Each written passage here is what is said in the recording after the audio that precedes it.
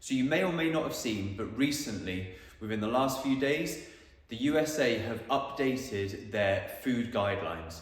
This has come after decades of following the same guidelines, which is still used in the UK today. So what does this mean?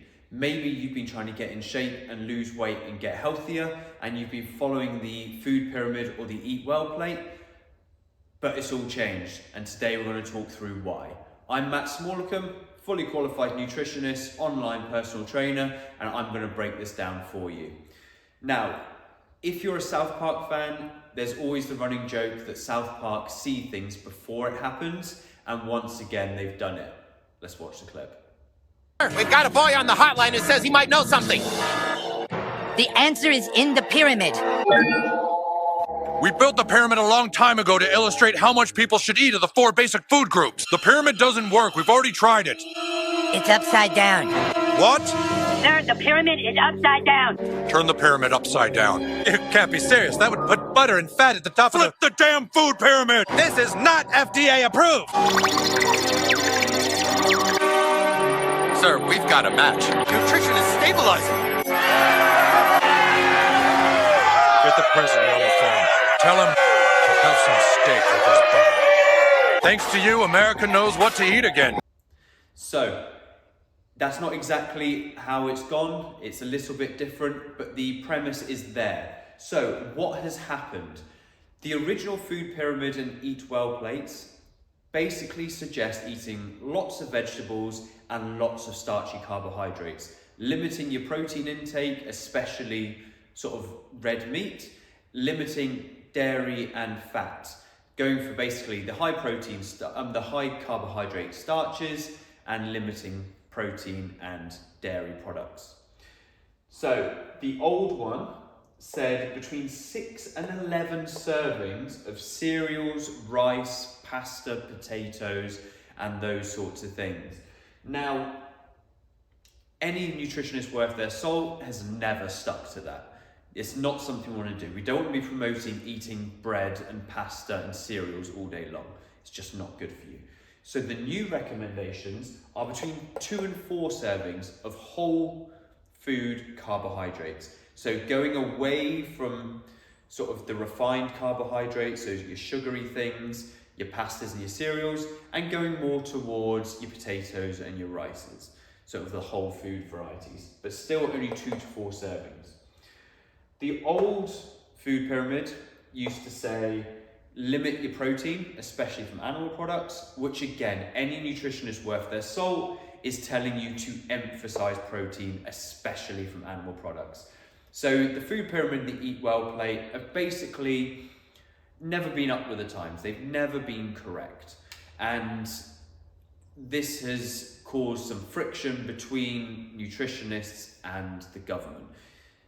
There is speculation that the eat well plate and the food pyramid came from basically big food companies basically lobbying to have the starches and those things prioritized, so then you buy more of their products.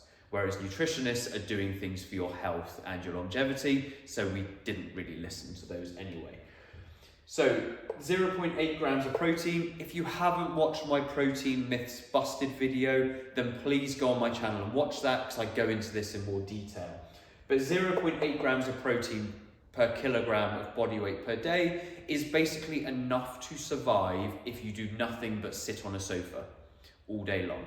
It doesn't take into account trying to be healthy, it doesn't take into account doing any training, it doesn't take into account wanting a really strong and healthy immune system. It's literally just to keep you alive. Whereas now, the new recommendations are between 1.2 to 1.6 grams of protein per kilogram of body weight per day, which is much more in the recommended amount that as nutritionists we would advise. Again, this is general population. If you're training hard, maybe going for performance goals, athletics goals, those sorts of things, then we'll be going a little bit more. I like to go 1.8 to 2, but for general population, 1.2 to 1.6 is a good recommendation.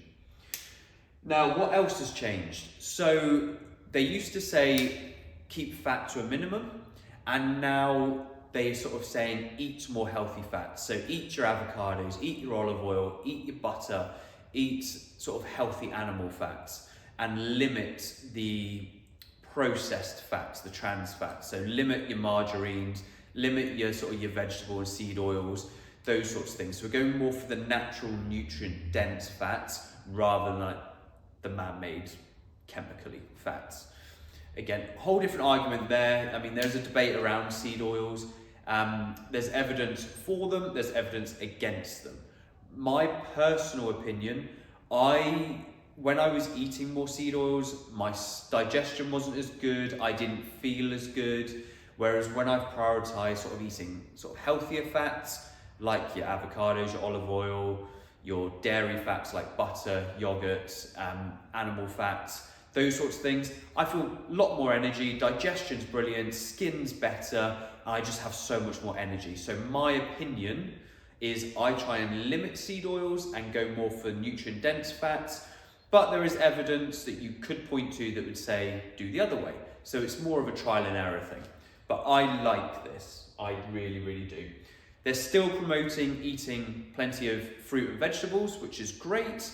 And they're basically saying eat less of the sort of grain-based carbohydrates and definitely less of the ultra-processed foods and go more whole food carbohydrates, but keeping that more towards the bottom of the pyramid and focusing more on protein, healthy fats, fruits and vegetables. Now, what are my thoughts on this? First of all, this is in America, this is in the USA, but it's still significant because as the US and the UK work well together, if we see this taking off in the US and doing well, then hopefully it will come over to the UK and we'll be able to update that very outdated Eat Well plate, which is just almost isn't worth the paper it's printed on.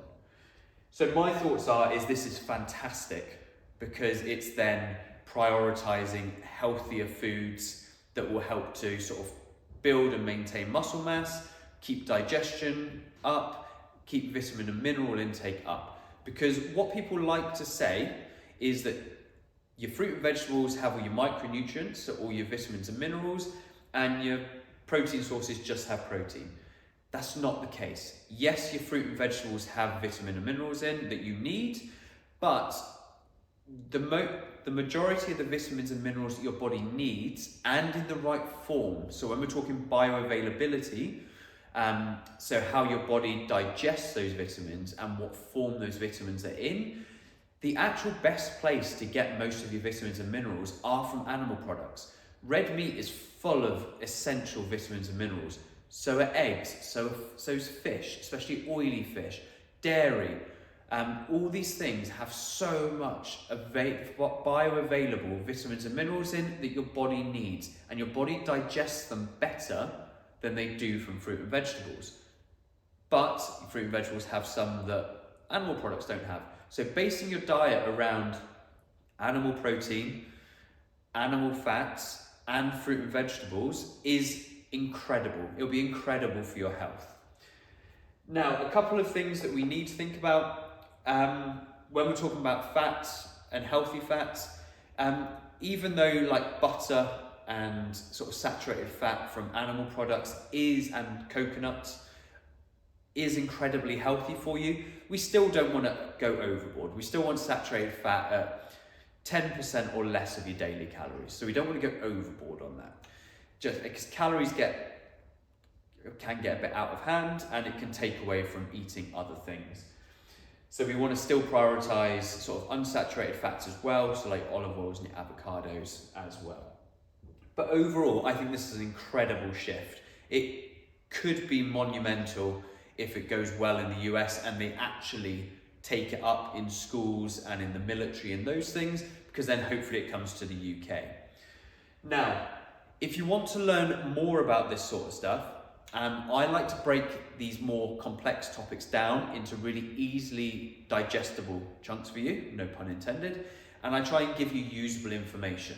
So if you want to find out more, join my free Skool community which you can go to in the link below. And I have lots of free resources, including my free Kickstarter course, which is completely free. What we do in that is we work out your calories and protein targets, tell you what sort of foods to focus on and avoid.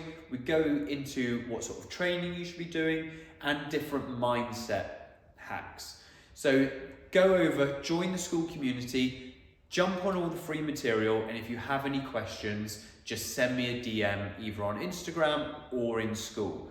But I hope you found this video useful and look forward to seeing you on the next one.